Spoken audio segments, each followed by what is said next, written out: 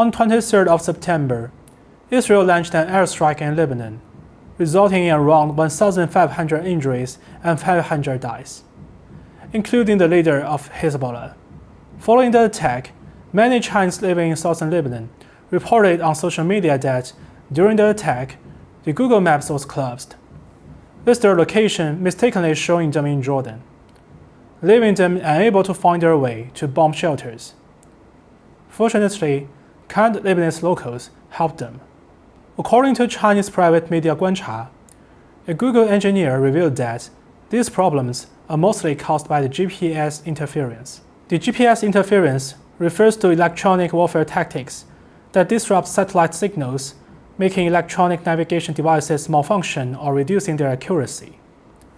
Chinese military analyst Wang Shiyi believes that Israel likely disrupted all satellite signals in Beirut to prevent the leader of Hezbollah from receiving any warning via satellite communication.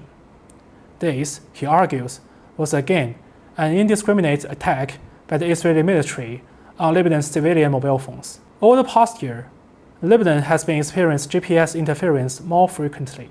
This has caused severe disruptions to Lebanon's transportation. The most critical impact has been on civilian airliners, where airports sometimes misrepresented as mountains and vice versa, posing serious risks to passenger safety. According to the Times of Israel, this issue is not limited to the Lebanese. Even Israeli citizens have faced similar threats. In April, after an Israeli airstrike on Iranian embassy in Syria, residents in central Israel reported widespread disruptions to Google Maps. Some drivers in Tel Aviv found that their location displayed as Beirut.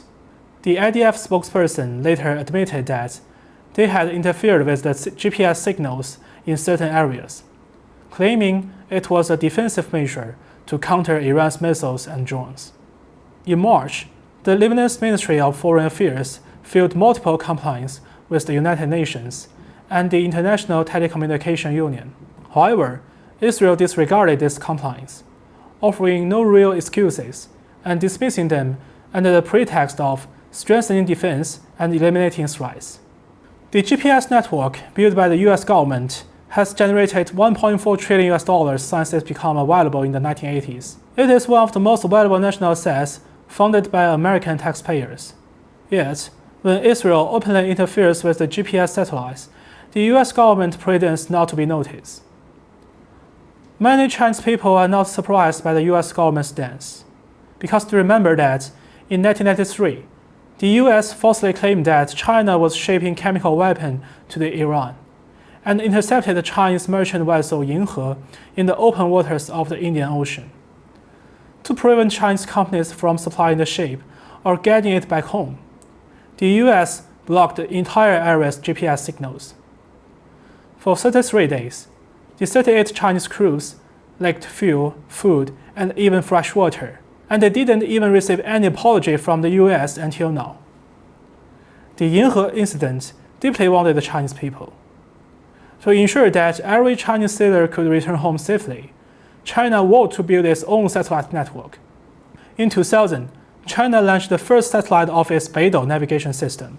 Since then, the US has lost interest in intercepting any Chinese vessels. Israel's long-standing interference with GPS systems across the Middle East reflects two things. First, Israel is bullying the Arab world based on the US technological support. And second, Israel is very afraid of missiles. Netanyahu believes that as long as he turns off the GPS, he will be safe. However, he is gravely mistaken. In 1987, Saudi Arabia purchased 17 DF-3 missiles from China. These missiles had been in service in Chinese army since 1971, 7 years before the first GPS satellite was launched, allowing them to operate without any satellite navigation. These missiles can carry a 2,000-kilogram warhead and strike to 2,500 kilometers away. On the 28th of September, at the United Nations, Saudi Arabia warned of dangerous consequences from Israel's ongoing military escalation in Lebanon and called for an immediate ceasefire. Although the DF-3 missiles are now 53 years old, China didn't fully retire them until 2014. This is because the terminal flight speed of the DF-3 can reach Mach 10, which remains lethal to most countries in the world. For example, for Israel's Iron Dome defense system, it's intercepted missiles with a maximum speed for only Mach 2.2. Moreover, Israel's reckless interference with GPS signals, combined with the US government's inaction, will ultimately lead more commercial airliners to opt for alternative satellite navigation systems to ensure their passenger safety. This would cause the US government to lose a significant amount of foreign exchange. The Arab world is an important part of human civilization, with tremendous potential in energy, finance, and military capabilities.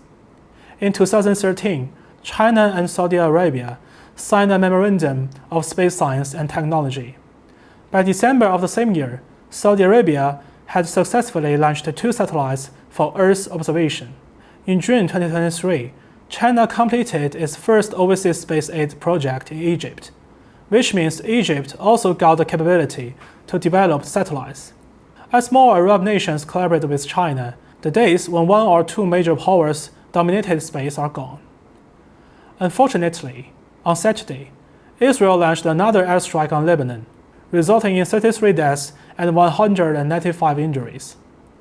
In response, Chinese strategist Professor Wang Xiangsui commented that human society has only been civilized for just a few thousand years, and each civilization has faced different challenges and developed unique solutions.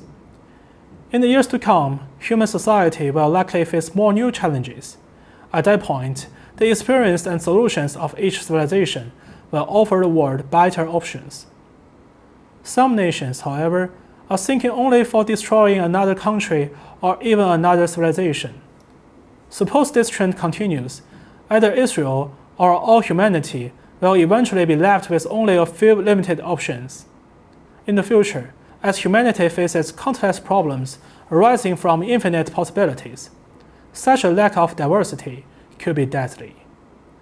China has always believed that only by maintaining the coexistence of Jewish and Arab civilizations, and ensuring that the diversity of global civilizations, can humanity have a bright future. 姐妹们总烦恼脸上细纹、干燥与暗沉，现在起跟我一起放心交给 KS Royal Face 皇家颜值逆时奇迹系列。